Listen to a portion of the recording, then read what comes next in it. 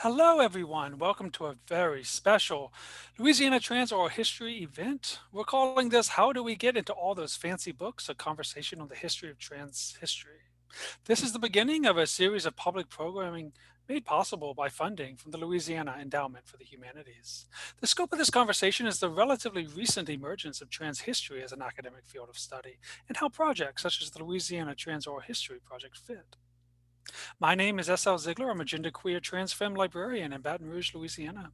I launched the Louisiana Trans Oral History Project in May of 2020 as both an effort to tie my professional training to the needs of the local trans community and also to offset the crushing isolation of a global pandemic.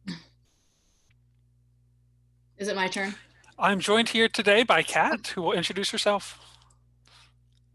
Thank you. I'm Cat Jacquet. There was a pause, so then I thought I would know. I'm a historian who studies history of sexuality, and I've taught courses at Louisiana State University. Sorry about that. I teach courses in U.S. history, and I've taught in LGBTQ history and trans history specifically. I've been at LSU for 6 years. I'm a cis queer scholar who specializes in U.S. 20th century social movements. And as a queer person who has a trans masculine partner, trans history is also very personal for me. So that's who I am. Fantastic. Thank you, Kat. And as our viewers can see, we have a wonderful sense of humor. So first, let's talk about the emergence of trans history as a field of study in academia. So very briefly, Kat, can you walk us through an overview of the history of trans history? Yeah, certainly. So trans history, long before it becomes an academic field of study, it exists, right? Trans people themselves are creating, documenting, writing about their life experiences, and academia is actually pretty late to the game. So when we're looking at trans history in the United States, which is what I'm going to be talking about because I specialize in U.S. history. Some of the earlier writings are going to be memoirs, autobiographies that are going to emerge in the mid 20th century. These tended to be kind of like the exposés, tell-all, shocking revelations kind of stories. But I do consider them a form of trans history because very similar to oral histories, right? It's people writing and recounting their lives, telling their life stories. But honestly, beyond that, we don't get a really comprehensive trans history until the mid 1990s. And that's going to be with Leslie Feinberg's Transgender Warriors. This book is absolutely groundbreaking. Feinberg is a trans activist in the 90s and had been for some time before then. I think Feinberg kind of emerges as an activist in the 80s, if not the 70s. But anyway, so this book is published in 1996. Very tellingly, Kate Bornstein, who's another incredible trans activist, writes on the cover, the blurb, she writes, "Men and women have had their histories. This is the history book for the rest of us." Now, Feinberg, as I said, was an activist, was not an academic. So they did all their research on their own. They're not doing it within the context of an academic institution. And they're also writing within the context of a rapidly growing trans liberation movement, which had taken off in the 1990s, and which we can talk more about. But as far as academic histories are concerned, or writing coming out of academia, the first full-length monograph is not until 2004, right? So when I say that academics are late to the game, I'm not kidding. Like, that's not even 20 years ago, right? It's kind of bananas, if you think about it. But anyway, this is an excellent book. It's How Sex Changed: A History of Transsexuality in the United States by Joanne Meyerowitz, published with Harvard University Press, again, 2004. And then I would be very remiss if I didn't also mention the incredibly still relevant Susan Stryker's Transgender History, originally published in 2000, wait, let me check my notes, 2007. Susan Stryker did a second edition, made major changes, and then in 2017. So absolutely wonderful book, the most comprehensive book that we have on trans history in the United States today. Really, really fantastic. This is my go-to that I assign for students and people who are asking. But yeah, super solid. Yes, fantastic. And so you mentioned that Feinberg was an activist and not really working within an academic institution. So what's the relationship between activist movements and the writing of history? Mm-hmm. You know Well, what? Yeah, I'm sorry, go ahead. No, go ahead. Oh, okay. Well, I was just going to sort of tighten that up a little bit. I guess what I'm getting at is, why is trans history showing up in the mid 90s, given that trans liberation certainly predates that decade? Yeah, sorry. I get so excited. I just want to start No, answering the it's fine. question before you even finished.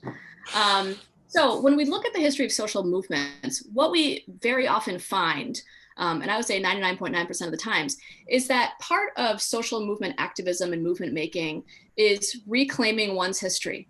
I mean, you see that with the civil rights movement, you see that with women's liberation, Chicana movement, Chicano movement, Native American movements for liberation. Um, and this is emerging, like if we're thinking about US history, in the mid 20th century, we see what's called history from the bottom up. It's called social history. So folks start addressing histories of those who prior to that time had been either dismissed, ignored, or deemed unworthy of study. So all people of color, right? Women as a group, you're going to see gay and lesbian history emerge in the 1970s. But what's interesting is when these histories emerge as academic disciplines, it's always following social movement uprisings, because activists themselves are saying, wait a minute, we actually have contributed to nation building. We have been significant actors. The stories and the histories that we've been told, if we've been told any, are totally inaccurate or oppressive or misrepresentative. So activists very often go back into the histories and find themselves, right? Claim a space for themselves. So trans history is going to be the same thing. As I mentioned, you have a trans liberation movement that's emerging in the 1990s. And so folks like Feinberg are saying, well, where have we been this whole time? Because I don't see myself in the history books. And that's part, again, of reclaiming a past, reclaiming an identity, and reclaiming a connection to citizenship, right? And yes, to your second point, trans liberation absolutely predates the 1990s. I mean, we know we have great leaders, like pioneers like Sylvia Rivera and Marsha P. Johnson in the 1970s. They're demanding trans liberation, in those decades. But what we see in the 90s is a kind of a coalescence, because a lot of different things are going on at that time. First, in 1992, Feinberg had published a pamphlet called Transgender Liberation, a Movement Whose Time Has Come. That's later published as a book in 98. At the same time, in 1993, Brandon Teena, the murder of Brandon Teena, becomes nationwide news. People start organizing in response to that. Brandon Teena was a transmasculine individual living in Nebraska. Kate Bornstein was very much behind the efforts to bring national attention to that murder.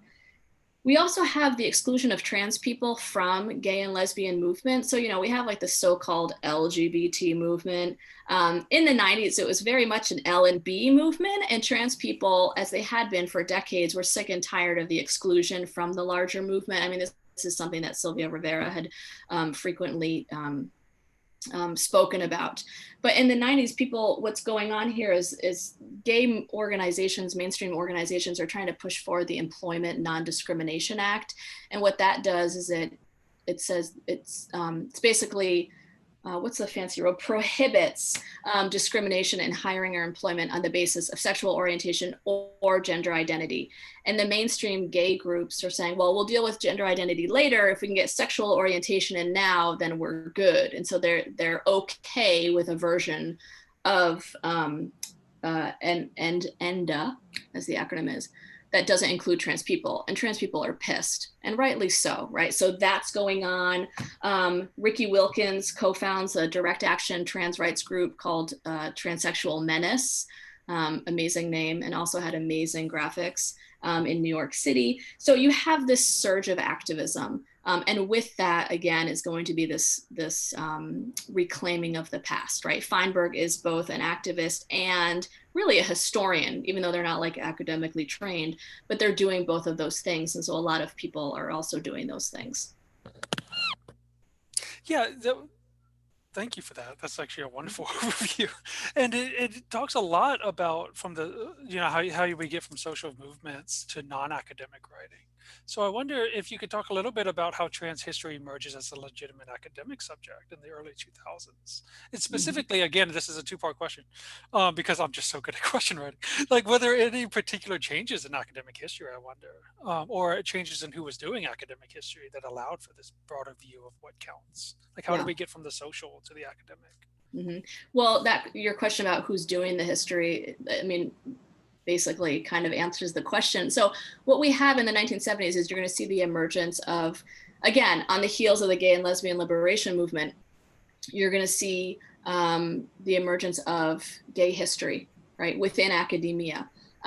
It's a tough battle. It's not easy, but people start doing this work within institutions like Columbia, right? John D'Amelio was one of the founders of gay history of the field. He was a PhD student at Columbia. Um, so folks are starting to do this work as gay and lesbian folks come to be seen as quote unquote legitimate subjects, right? Also, the field of the history of sexuality more broadly is emerging in the 1970s and growing over the course of the 1980s, so that by the time you get into the 1990s, right, academia is more open to embracing these fields, gay and lesbian history, history of sexuality, as actual rigorous fields of study. And so as trans people start claiming their place in the world and gaining a certain amount of legitimacy, although we know we have a long way to go, even from now, but trans history then begins to emerge as part of that larger change within history as a discipline. And what else was I going to say? Yes, trans history, right, very much engages with these larger questions in the history of sexuality, right? Questions about sexual orientation, how that changes over time, gender identity, how that changes and looks differently over time. So it absolutely fits within the larger scope of the field.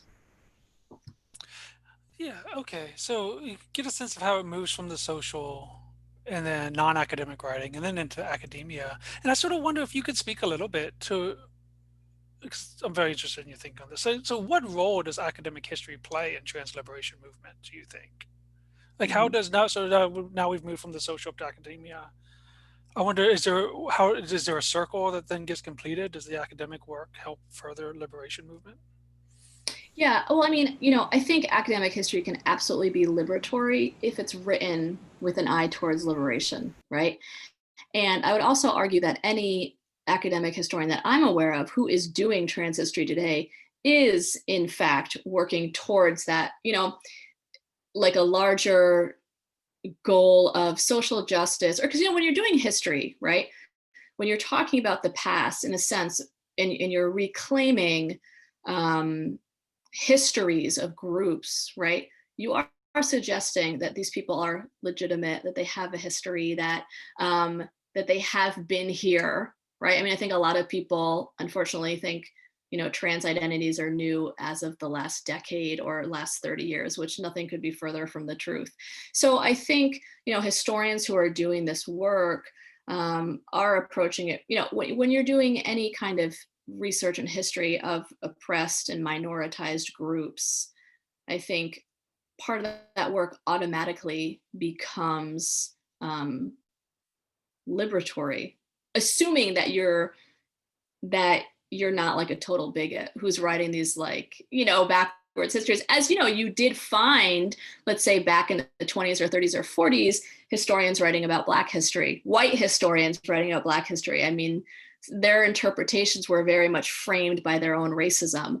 But I would say that all the historians that I know of today who are doing trans history are either identified as queer or trans or allied or working in alliance with the trans community. So you're going to find some really powerful things. And I think that can, in fact, lend itself towards liberation movements. And so I do want to quote from, this gets right to it, Jen Mannion, her recently published Female Husbands, A Trans History. Beautiful passage that speaks really well to this question that I will now read aloud to you. Um, so, so she writes, I hope that I've been true to the lives and legacies of female husbands and their wives in this telling. Their stories offer us a fresh perspective on the past. This radical and long-standing tradition of resistance to gender norms was well documented, and it was documented in the newspapers. These accounts, like our lives, are marked not only by resilience, love, and joy, but also vulnerability, loneliness, and conflict. Here's the part. This piece of LGBTQ history has been written and cannot be erased. It is true and it belongs to us. Love that. Yeah, that's great. Yeah, Wow, it's fantastic. Hold up the book cover one more time. Everybody get a copy. so good. So It good. was just published last year. Very good. Cambridge University Press. Excellent, excellent book. And so this next question I have is related, and maybe there's some overlap, but I've heard you say in different contexts, and almost close to maybe saying it here, is that we need more professional historians doing trans history work. Mm-hmm. And I'm just wondering what gap does academic history fill when the community members and public that community members and public intellectuals maybe don't. Mm-hmm. Well, first of all, we need all sorts of folks, right? Both historians and non-historians doing this work, right? I certainly don't think that professionally trained academic historians have a monopoly on this work by any sense or any stretch. But I do think professional historians do have something to offer, and I say this as a professional historian. I mean, we're trained to do this work, so we're trained to think about change over time, evaluate sources, critically consider context, how things were, why things were the way they were, how that changes over time. I think I've already said change over time, but like that is what we do. We study change over time.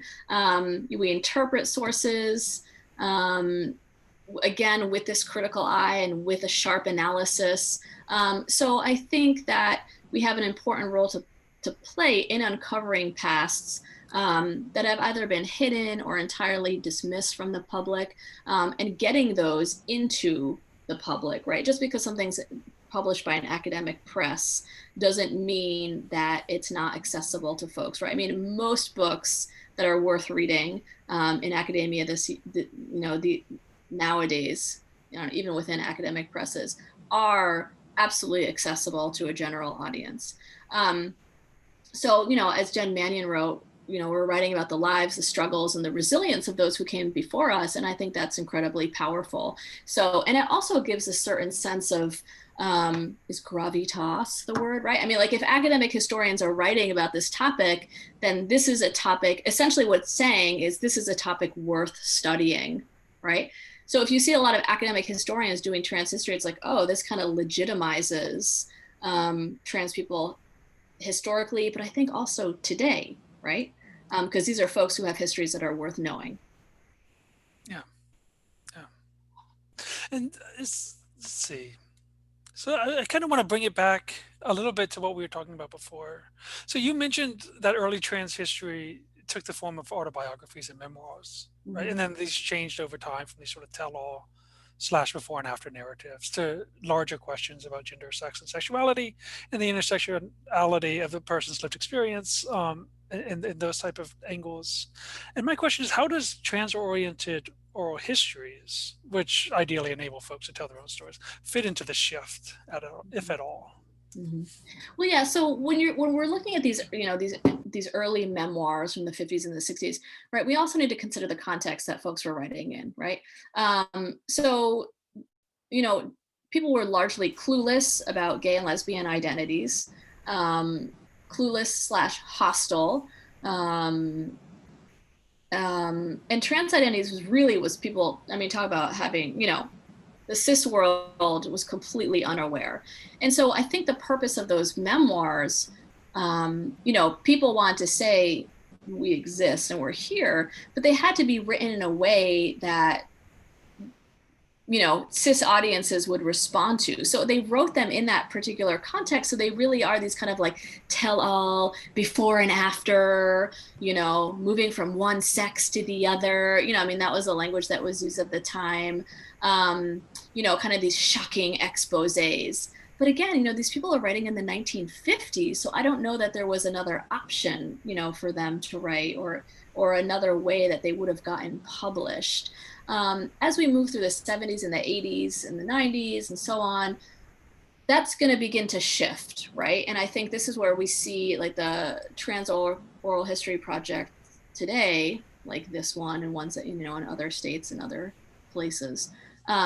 It's no longer this kind of before and after shocking expose, the scandal, right? It's all people and how they live their lives, and how people, how their lives and their gender intersects with class, race, ability, et cetera, right? People's highs and lows, their accomplishments, their geographic context, all of that, right? Whatever it is that we do as humans, right? I mean, those are the stories that we're looking for.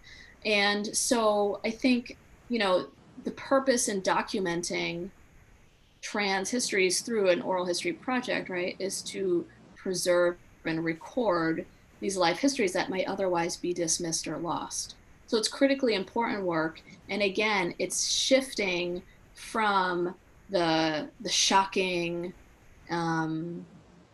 before and after tell all into, here are people who are living their lives, and here's what it looks like to be trans in Louisiana, in the past few decades and today. And that's quite different from those early memoirs. Yeah. Yeah, and I certainly wouldn't want to speak ill of anyone doing the early memoirs. I can't even imagine the amount of Oh courage God, it must no. I take. mean, Right? more power to them. I mean, one of the earliest one was Christine Jorgensen, and it's, yeah. I mean, like, yeah, we are lucky that those people were writing those early Yeah, memoirs, right? Because yeah, that's a historical record that we can use now. And when we use those, we can think about not just what the author is telling us, but think about the context of their times and the way they're writing and why they're writing the way they're writing, right? There's yes. always kind of like layers and layers and layers to it. Yeah. And yeah, the history of publishing and what people are willing to publish for sure. Yeah. But let me go ahead and ask you this to sort of take what you just said and sort of broaden it a little bit. So, again, you're serving as the humanities scholar for the Louisiana Trans Oral History Project during our series of public outreach events, which of course includes this conversation that we're having here. So, in closing, I'm wondering if you can speak more to the role that local oral history initiatives like ours play in the humanities community at large, as well as the academic historian community. But just sort of help us think about, we're thinking about the humanities. We've talked a lot about history. Who else do you think would be able to use this? Mm-hmm.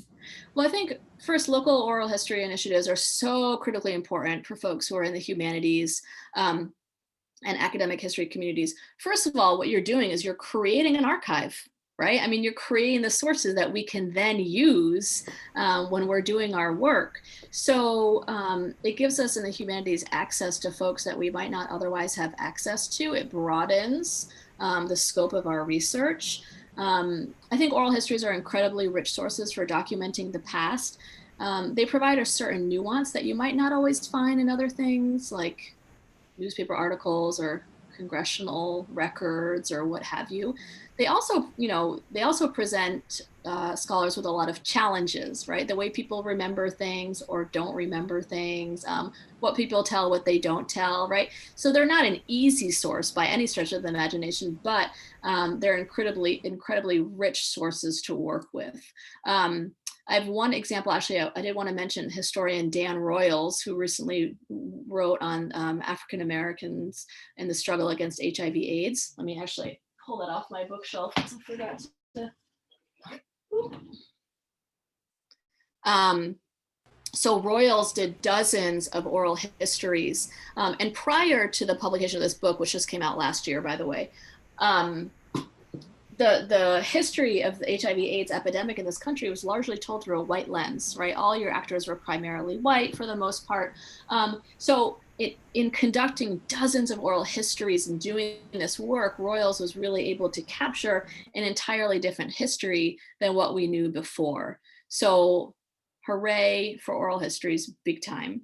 And in terms of who can use the oral histories that you all are creating, I think scholars from across the humanities, there's so many questions that scholars are looking at from, either from sociology or anthropology or psychology, any of the fields, folks who are studying gender, and the connections between gender identity and poverty, right? Or gender identity and class more broadly, or thinking about the intersections of gender identity and race, criminalization of trans people and the intersections of that with race and poverty, right? So all these questions can be researched using the oral histories and what people said, right? I mean, it's really endless.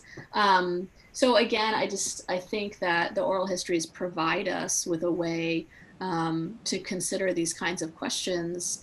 And it's not because those questions are asked in the oral histories, it's because we can read and see and learn about people's lives and try to make those connections as scholars who are lucky enough to have those oral histories to listen to. Wow.